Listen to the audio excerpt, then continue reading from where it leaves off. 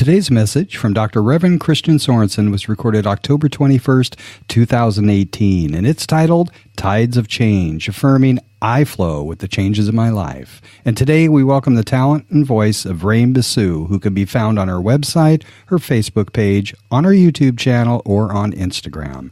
You can come and visit us at seasidecenter.org anytime, or join us in Encinitas on a Sunday sometime, where we always have great music, a spirited message, and a joyful, loving, vibrant community that await you.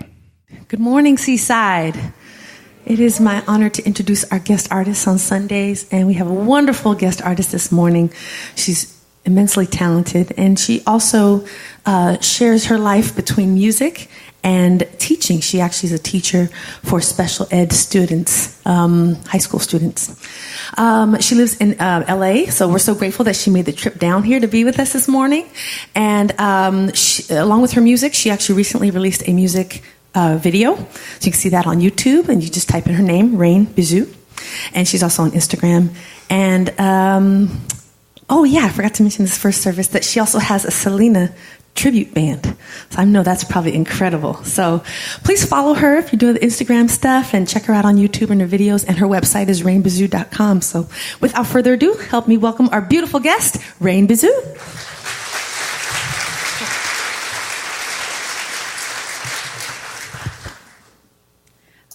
Let's give another round of applause to our speaker today who told that incredible story. This song actually relates to what she went through and what we all go through and what we all need to go through, which is transform our fear into faith. And this song is called Oceans.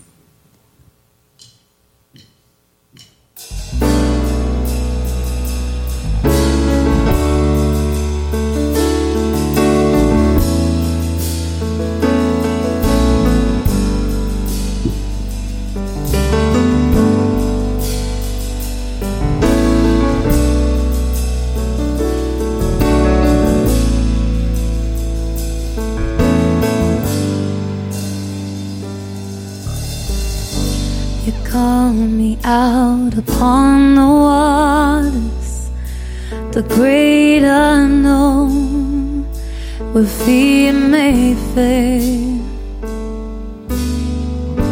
And there I find you in the mystery, in oceans deep, my faith will stand.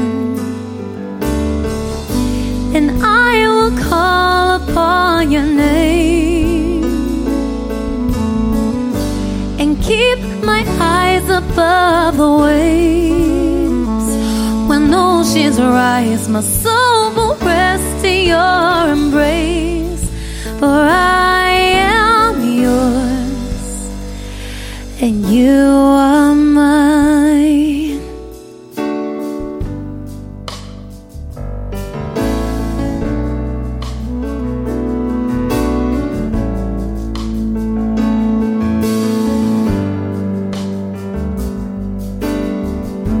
Your grace abounds in deepest waters.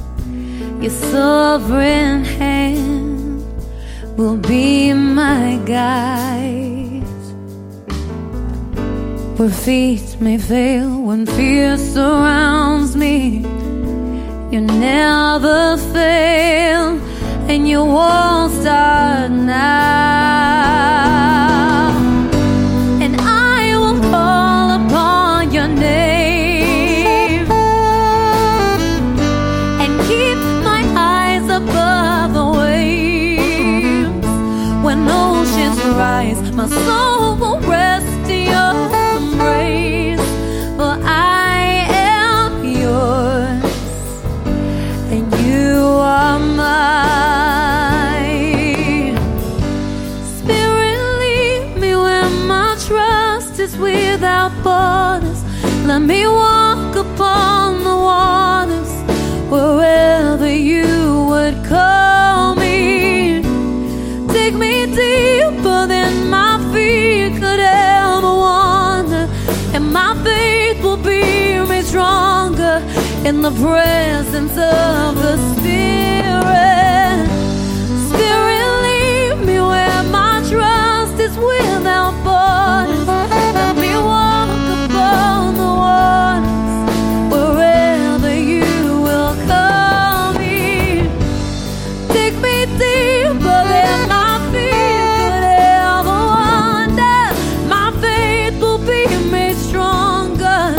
the presence of the Spirit.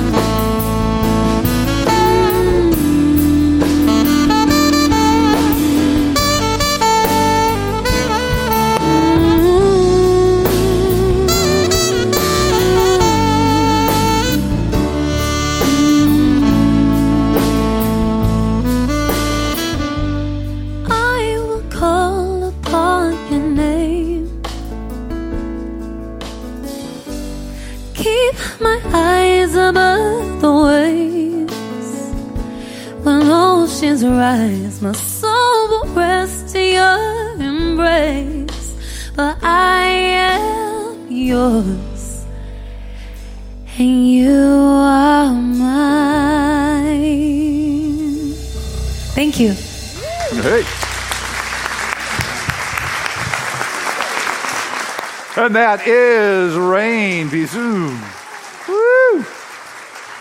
What a perfect song for Upon the Waters. Oh, man, that's great. So here we are, Tides of Change. And if you want to experience something different in your life, something's got to change, right? That's kind of goes without saying, but I thought I'd say it anyway.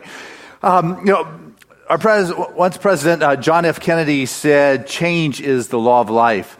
And those who only look to the past or the present will miss out on the future. And that's it. Life is constantly offering us the opportunity to move forward, but we've got to be willing to untie our ship from the dock and sail out into that infinite blue yonder. And only as we're willing to say yes to what life is presenting as possibilities and take that risk to step into a place we haven't been before, are we going to be able to experience what is beyond where we've been.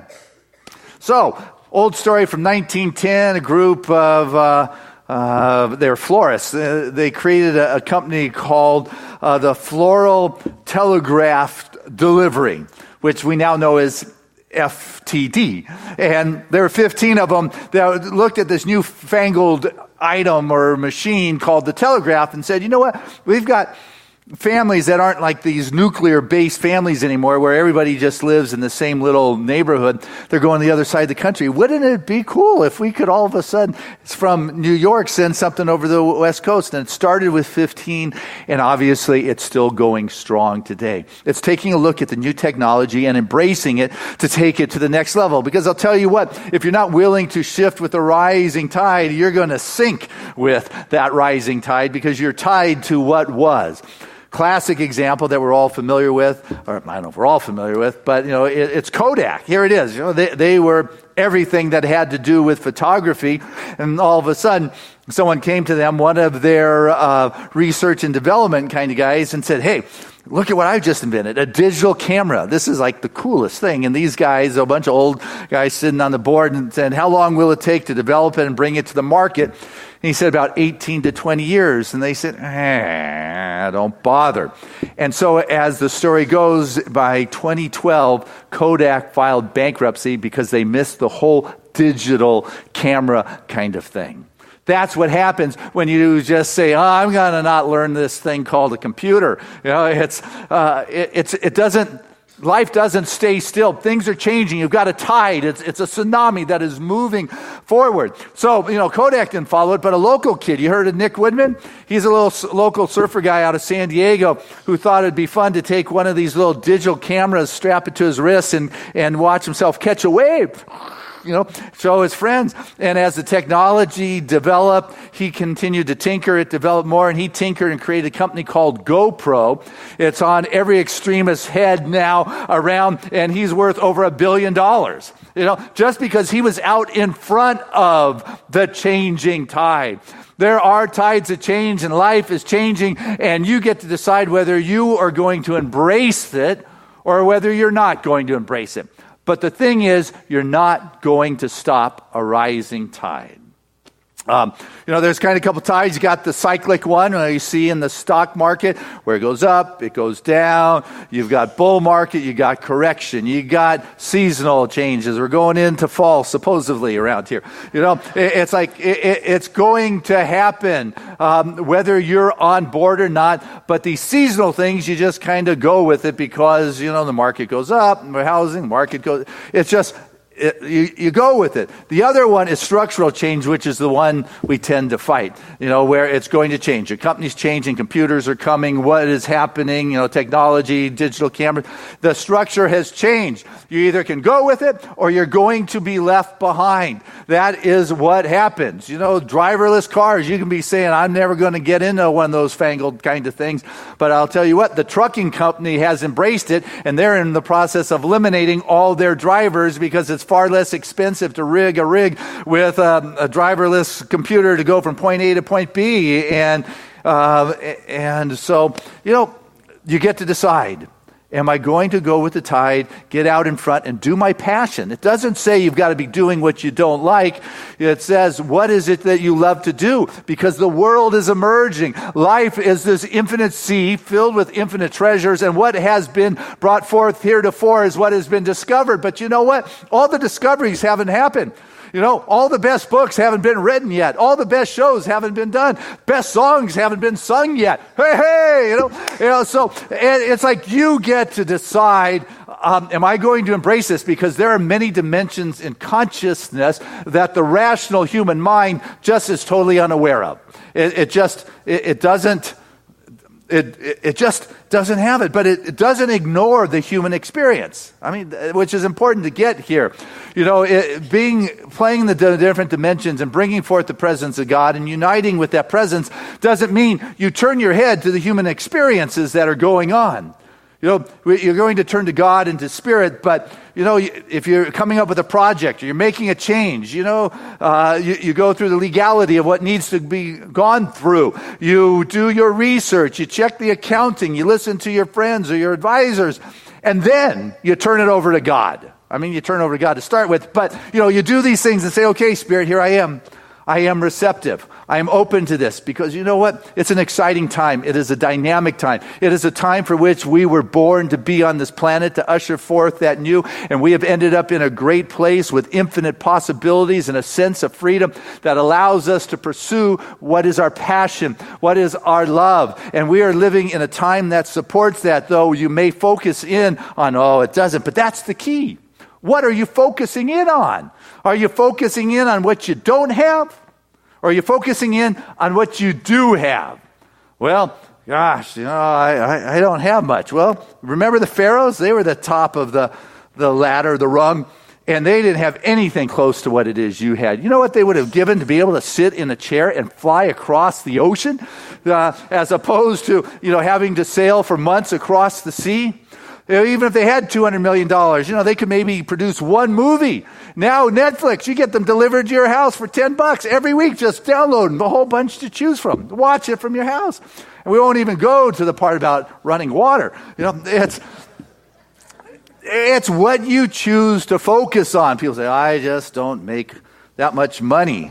Well, the average income across the planet per month for the workers is $1,480 is the average income. But close to half of the population of the planet, that's more than 3 billion people, make less than $2.50 a day.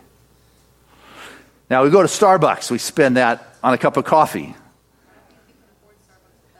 Probably not. It's like a whole day's work. It's like, what are we focusing in on? If you make just $34,000, do you realize that you are in the 1% class of the population of this planet in terms of wages earned? You're a 1%er, guys. What are you focusing in on here? It makes a difference. And here's another important piece to experiencing the change in our life is what meaning do you attribute to an experience? You got that? This is really important. One, what are you focusing in on if you got change going on? And two, what meaning do you attribute to that experience? Somebody just confronts you. Are they attacking you? Are they challenging you? Are they coaching you? Are they inspiring you? Are they caring for you? What kind of meaning do you put to that? As all of a sudden you change your perspective, where you put your focus on is where the energy flows. You change it, and biochemistry in your body changes as a result. Boy, this horrendous thing happened. This devastation happened. God is really ticked off at all of us. Or is it, God has got a great something in store, a surprise. See, that's the change I'm talking about. You want to catch the tide of change, you get to choose where you're going to put your focus, what kind of meaning you're going to put to this, and are you going to allow this to lift you to a higher place? It's your thinking. Ernest Holmes, right? Our cliche. It's like, change your thinking, change your life. Jesus said, done and choose you believe. You say it how you want, but we have been told for millennia that is how this works. And yet we continue to give our power away to that which is outside of ourselves. We've got to begin to take it back and realize that these challenges that show up in our life are working on activating the great kahuna within us. That great wisdom that just gets that mental mojo going that says, you know what, I can do this. I can handle this. I'll roll up my sleeve and says, okay, count me in, God. Because if you're truly omnipresent, you're right here. And I'm going to know that I've got what it takes, and I am going to bring this. I'm going to bring you to the table here. I'm going to bring it on. And I'm going to be open to that guidance that you have. I'm going to turn it over to that spirit, to that higher power, to that infinite wisdom. I'm going to, it's like, it's a good time to do that at night when you're going to sleep. Yeah, because as you check out of your conscious realm, your active, controlling mind goes to sleep. And so what happens is that subjective that is unimpeded by that conscious mind is able to be the recipient of the divine download. You wake up with a dream, wow, or you wake up in the morning with an insight before the mind starts chattering, and you go with it. But you got to remember to go to God for God in this situation. But what happens is so often people go to God with their shopping list. God, would you do this? Would you do this? Amen. That's kind of the prayers. But remember with your kids, didn't you do prayers with them at bedtime? Yeah, most of you are shaking your head. Of course you did. What happened when we became adults? We don't think we need to do that anymore? Callie and I still do it with Trevor, just so we can do our prayers at night to connect with that spirit, with that life force, to move here, to groove here. Spirit, allow yourself to express, because you know what? I want to open up to something that is greater than I had experienced before. I don't want to get caught up in focusing on that which doesn't support me. Maya Angelou, she said, some of us are timid. We think we have something, and so we are afraid to try to climb the next hill. We think we have something, she said. So we're afraid to try to climb the next hill. I've got something. It's working. I got it. And I'm going to hold on to it. I can tie my boat to the dock because I got it. It's okay. It's going. And the tide is rising. The opportunities are presenting themselves. Life is moving forward. Digital cameras are being a reality. People are communicating with the telegraph. Things are progressive. They move one step at a time. But I'm going to hold onto my position. And, coming up with new ideas is not the hard part. The hardest part of the new idea is letting go of the good idea from 2 years ago that was working at one time, but is starting to be back as the tide is taking everything forward in the world. Where are you going to be? Where are you going to put your focus? What meaning are you going to attribute to something that shakes you to no longer be complacent and to be something more than you had been? Life is just calling you. Come on, you can do that. You can do that. Let go. It's like I was pulling out. I have often pulled out of my garage, and my car with the parking brake on goes backwards pretty well with the parking brake on. But as I begin to move forward after I've pulled out of the garage, and so what I do is I push the gas harder so I can push through the brake and the resistance.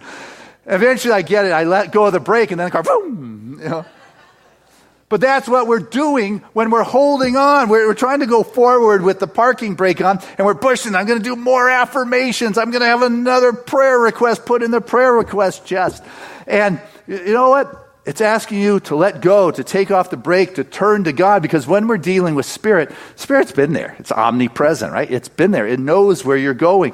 It can see around the bend. You're kind of driving blind. You're heading into where you haven't been. You don't know it's there. If you tap into that Spirit, it takes you to a higher place. It is uplifting. It is inspirational. But when you don't go there, you're coming from memory. You're coming from the mental think. You're coming from, I don't really know, so maybe my past stuff said this. And coming from your past is trying to drive forward, looking at your rear view mirror. It doesn't work that way. You've got to be able to say, okay, Spirit, I see where we're going. And it said that, you put a project into the mind and the consciousness. You put, you got a $10,000 issue, and your mind is going to come up with a $10,000 answer. You put your a $10 million project into consciousness, and your awareness is going to come up with a $10 million answer to that issue. It doesn't matter. Dealing with consciousness, there is no large or small. But where do I tend to put my focus on? Am I willing to have a big change and shift and tide take me to ever higher expression of possibilities, or am I going to remain stuck in how it was with the brake on? Masterful manifestors will tell you that there is people that are stuck. It's just a matter of doing the same thing, thinking the same thing. No one can ever really be stuck. What is happening is you're just continually repeating what it is you think, your focus, and your belief, and you're continually. It's like you've got this mental perception that comes from your mental talk. So you got mental talk going through your mental perception that creates the feelings, that creates the personal experience, that creates the personal talk, that creates the personal feelings, and you're stuck in this loop until something smacks you up the side of the head until you get it. And then we'll say, oh, that's terrible. Spirit's out to get me. No, possibly if I put the meaning that, this is something that is meant for my greater good, that I need to shift in my awareness and have a change if I want to experience the treasures of the sea and the chests of gold and wonderful healings that we hear about and job creations that are available and the abundant flow in ways that are significant and relevant in our life. We've got to be willing to open ourselves to the greater possibility of Spirit's expression. Spirit is there always for us. It's when we're the ones that are willing to take hold of it. Albert Einstein, he is Al. He said, imagination is everything. It's the preview of life's coming attractions. Okay? Imagination's everything. It's the preview of life's coming attractions. Are you letting it be in there? Are you letting it inspire you? Are you letting it to shift your focus to something greater? Zig Ziglar, one of the great motivational inspirers of our time, he said, set a goal so high that your present self has to wait for your new self to be able to accomplish it. Set your goal so high that your present self has to wait for your new self to be able to accomplish it. So you can grow. You want your goals. Hey, I know I can't get from here to there with my present thinking, but something in me is about to change. These tides of change are going to lift me higher. And this new expression of who I am is going to allow it to happen. James Cameron, I understand, when he first did Avatar, the first one, that he had this great script, these great ideas, and he had to wait for technology to catch up to be able to create the scenes that he saw in his mind. I trust that's what we're waiting on now. But it's like, you can catch it, but you've got to allow it to begin to unfold in your life and in your world. Easton LaChapelle. I've shared this story before, but I just find it amazing. It's this kid who grew up in southwest Colorado. Nothing goes on in this little town he's in. There's really nothing happening. And so he was like many kids. He just liked to take things apart and tinker and see if he can put them back together, which is probably not the best for mom's vacuum or dad's ironing boards or whatever. But, it's what he did. And so he decided he wanted to create a robotic hand. And he knew nothing about it. There's no colleges in the area, no libraries in the area, but he had the internet, right? And so he went to the internet and he looked about robotics and mathematics and engineering and all these things. And with stuff he had around his house, fish line, little toy motors, a Nintendo virtual glove kind of thing, duct tape, a little glue. He created this, and then he found a 3D printer that they were able to print out this robotic hand that this kid created with all 5 digits working.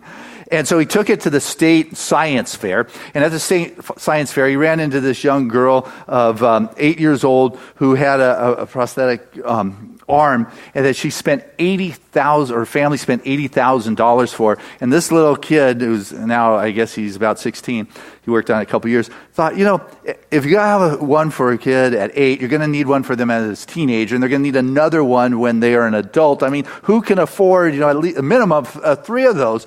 And so he went on to develop his prosthesis, and so he had all 5 digits working.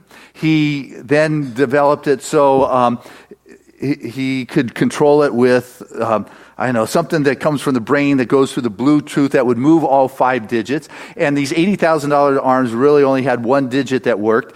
And he was now reproducing it through 3D printers. The others were $80,000. This one was actually a third less in weight. It was strong enough to curl 300 pounds. How much do you think this new one cost? It was $80,000 for the old one that only won.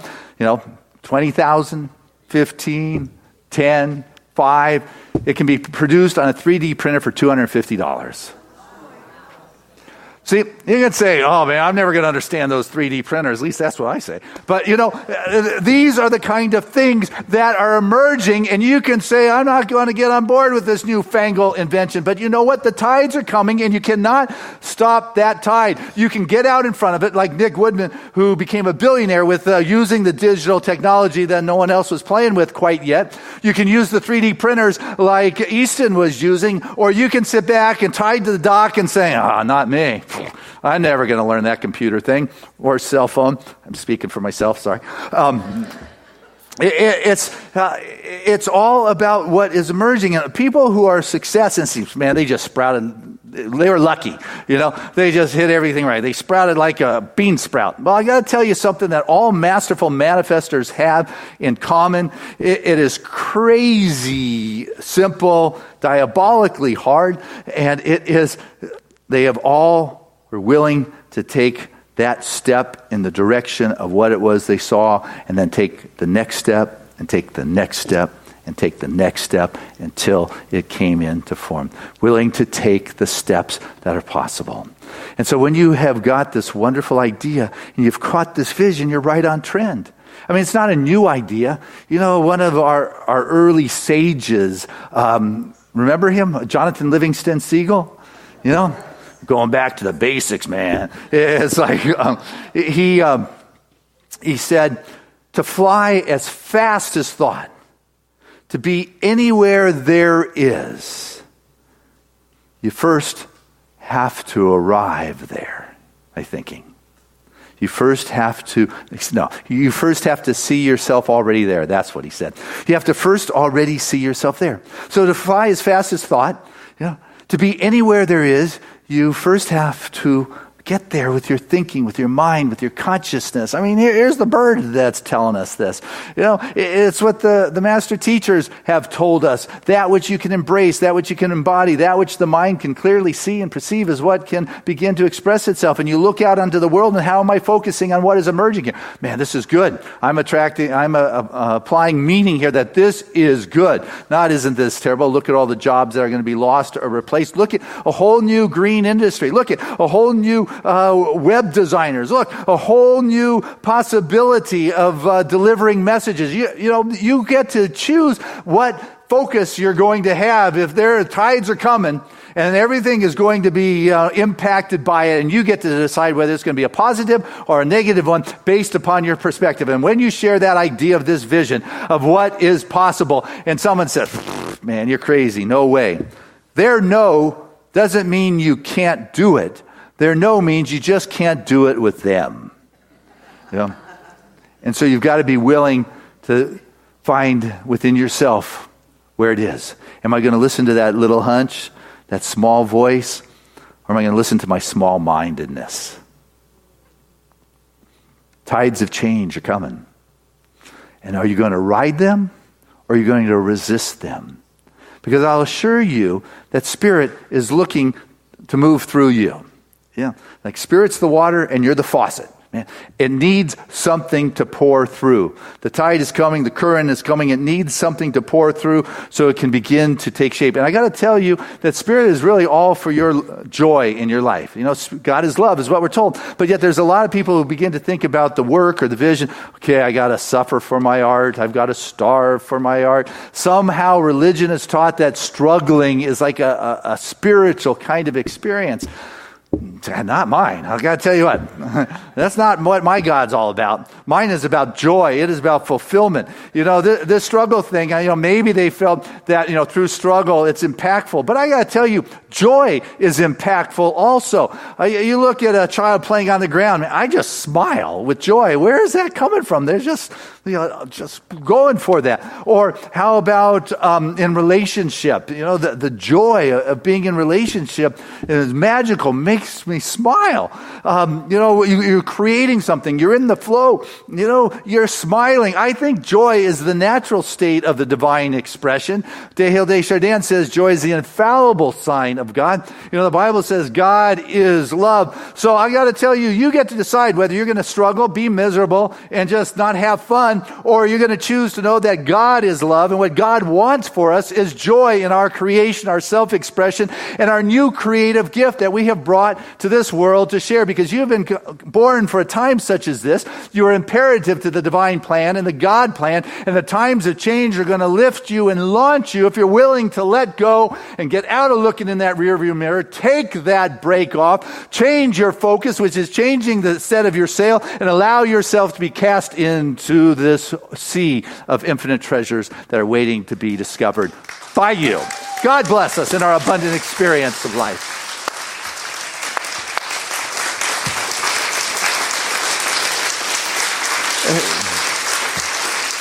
Hey, let's keep it going as we bring Rain back to our stage.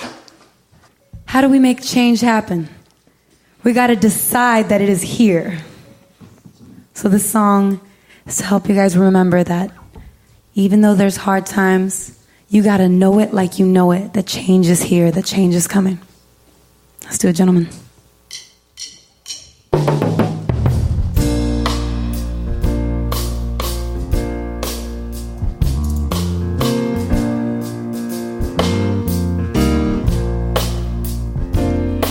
I was born by the river in a little tent. Oh, and just like the river, I've been running ever since. It's been a long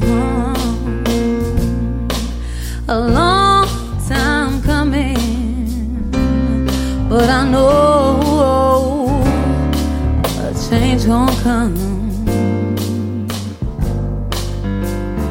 It's been too hard to live in, but I'm afraid to die, 'cause I don't know what's up there beyond the skies. Ooh, it's been a long time coming, but I know a change gonna come. Ooh, I go to the movies and I go downtown. Somebody keep telling me don't hang around. Hey. It's been a long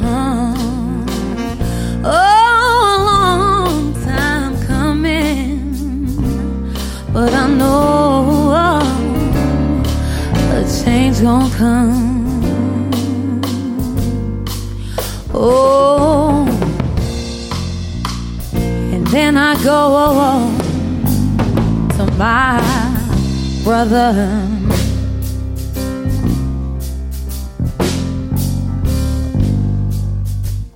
And I said, brother, help me please.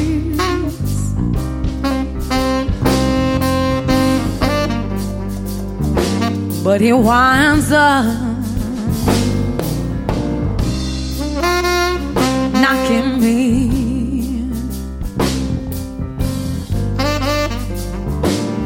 back down on my knees. Oh, there are times, oh, there are times when I thought I wouldn't live for long. But now I know I'm able to carry on. Hey, oh, it's been a long time coming, but I know, oh, a change gonna come. Oh, a change gonna come. Oh, yes, it will.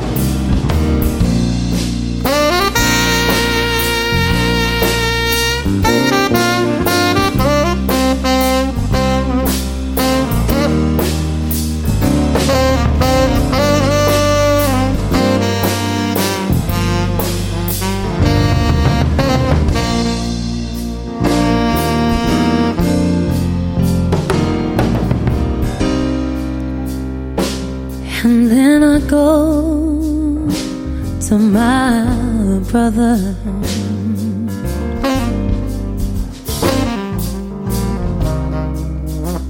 And I said, brother, help me please.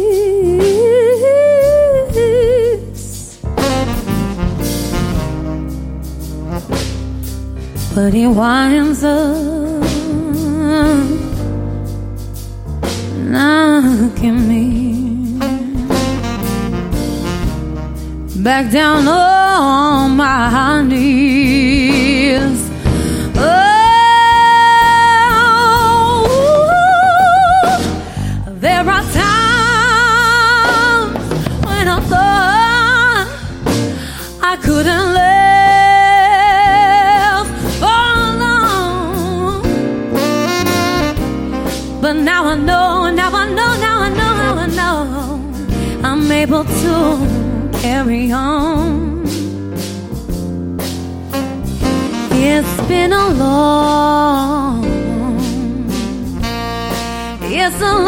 time coming, hey, but I know a change gonna come. Oh, yes it will.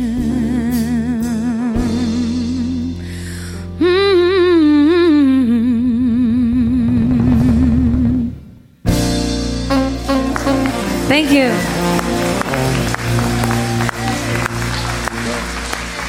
And that is rain. Woo! Just rain and that sultry sound upon Seaside. That was fabulous. Oh my goodness. Thank you for taking us on that wonderful journey.